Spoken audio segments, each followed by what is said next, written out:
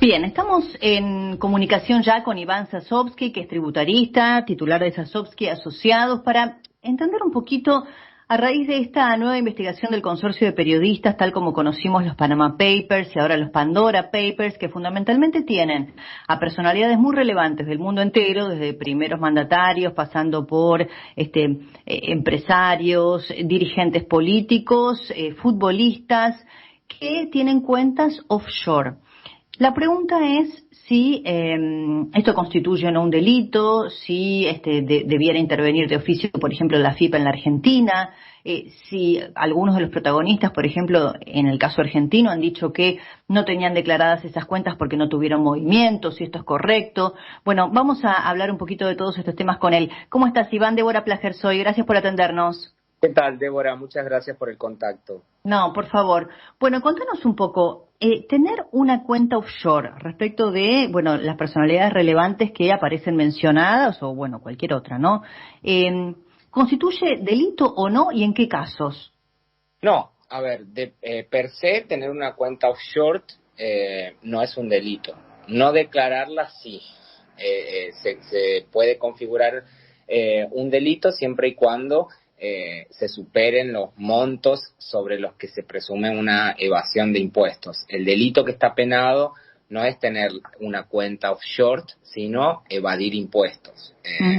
La cuenta, en definitiva, termina siendo un vehículo para para cometer el delito, es decir, como un arma en el caso de un delito de homicidio. Es el vehículo a partir del cual uno puede cometer un delito o no. O no, claro. Offshore son herramientas, o sea, que se utilizan en la planificación de los negocios. Cualquier grupo importante a nivel internacional tiene una cuenta offshore, obviamente que declarada. Ese es lo principal que uno debe tener en cuenta, digamos, que eso no se haya ocultado para el fisco y en este caso de todo el mundo. Pero la utilización de cuentas offshore es mucho más habitual de lo que se cree y Argentina particularmente no tiene ningún tipo de consecuencias per se. El tema es que esas cuentas se encuentran declaradas, ¿no? Claro, vos tenés que declarar la sola existencia de la cuenta o la cuenta debe ser declarada si mueve dinero. No, la sola existencia de la cuenta, como se trata, a ver, recordemos que lo que surge de la información de los Pandora Papers son, en definitiva, sociedades que fueron constituidas por distintas personas o distintas empresas. La verdad es que es muy abundante la información que hay. Son sociedades. Esas sociedades pueden o no tener movimientos. Para que tengan movimientos tienen que tener una cuenta bancaria. Por eso nosotros nos estábamos refiriendo a una cuenta en la pregunta anterior. La declaración de la constitución de una nueva sociedad, aunque no tenga movimientos, se debería informar ante el fisco, dado que cuando uno presenta su declaración jurada de bienes, puede informar los montos en ceros o sin movimientos, con lo cual esa información debería ser informada ante el fisco sin consecuencias tributarias, con lo cual, si a partir de esto se abre una investigación y luego esa sociedad o esa estructura utilizada en países que permiten la constitución de sociedades offshore, si no tuvieron movimientos, no hay impuesto evadido, por lo tanto no se configura delito. Pero en principio se deben informar y no hacerlo hace que la declaración jurada presentada no esté del todo correcta. Y sí lo que puede caber es una multa, pero en principio si no tiene movimientos no hay evasión, con lo cual no hay delito.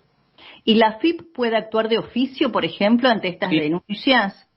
Sí, de hecho, luego no sé si lo deben recordar, pero en el año 2013, si mal no recuerdo, surgió todo un revuelo internacional porque un empleado del banco HSBC había filtrado información en Francia.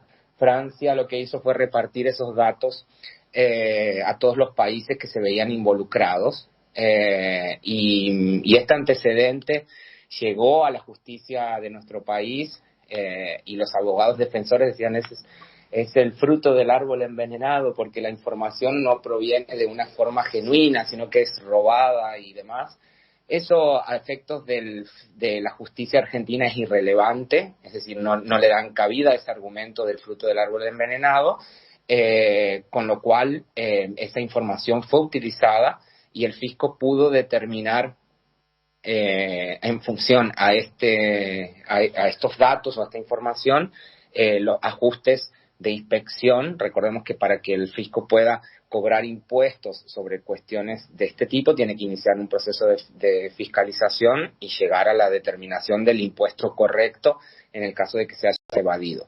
En aquel momento se utilizó la información, la justicia lo convalidó, y a partir de eso el propio fisco armó un protocolo ya después para cuando surgieron los Panama Papers, en la división de grandes contribuyentes nacionales, a partir del cual se iniciaban los procesos de fiscalización, y es como una orden interna ese protocolo para que los empleados de AFIP ejecuten o realicen su tarea de fiscalización y determinación si correspondiera.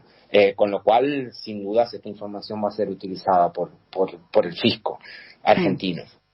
Claro, lo que uno espera es que sea utilizada en todos los casos, digamos, sin inclinar la balanza desde el punto de vista político, ¿no? Que todos aquellos que deban ser investigados lo sean. Exactamente. Recordemos que este tipo de filtraciones tienen mucho de información mezclada, ¿no? Aparecen desde políticos y en empresarios privados. El empresario privado, obviamente, que tiene un peso específico mucho menor al político que tiene una cuenta no declarada, porque eso puede atraer no solo el delito de evasión, sino otra cadena de delitos de cómo llegó ese dinero. Claro, porque ahí te quería preguntar, una cosa es el delito de evasión tributaria por no tener declarada la cuenta, y otra cosa es sospechar respecto del origen de los fondos. Exacto, eso es el delito de lavado de dinero.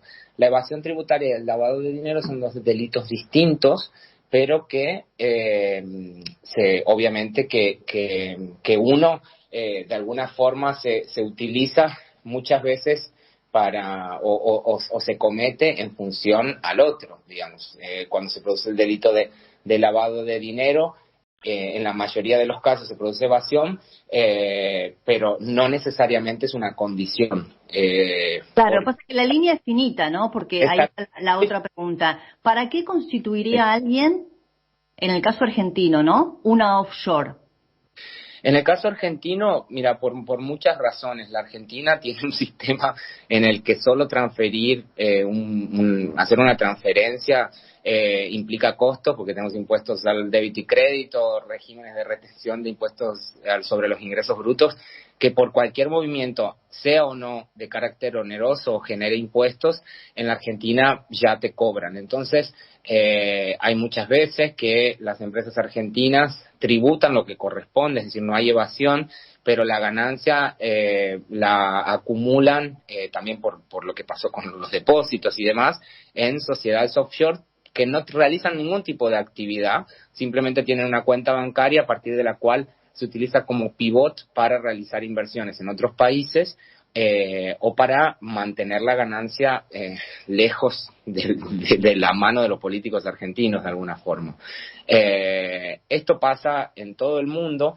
También hay muchas veces que se utilizan este tipo de sociedades o de instrumentos para realizar inversiones, como te decía, en terceros países, y también como para poder realizar el desembarco de inversiones en países como Estados Unidos, que si uno los hace de forma directa, sin la constitución de una sociedad, por ejemplo, está alcanzado por el impuesto a la herencia, y si lo hace a través de un vehículo, de una sociedad de un país distinto a Estados Unidos, eso está exento de ese impuesto. Entonces, muchas veces, para poder comprar una casa en Miami, se utiliza una sociedad en BVI o en cualquier otro paraíso fiscal, simplemente para tener una estructura que no está alcanzada por el impuesto a la herencia en Estados Unidos. Es una planificación muy básica y que funciona. El fisco de Estados Unidos lo considera válido.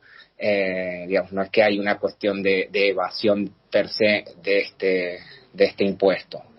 Con lo cual, ese es un ejemplo de por qué se utiliza y si es simplemente para tener una inversión en Estados Unidos. Es decir, no hay una actividad que se esté realizando que esté evadiendo impuestos en Argentina ni tampoco en Estados Unidos, porque hasta tanto... Sí.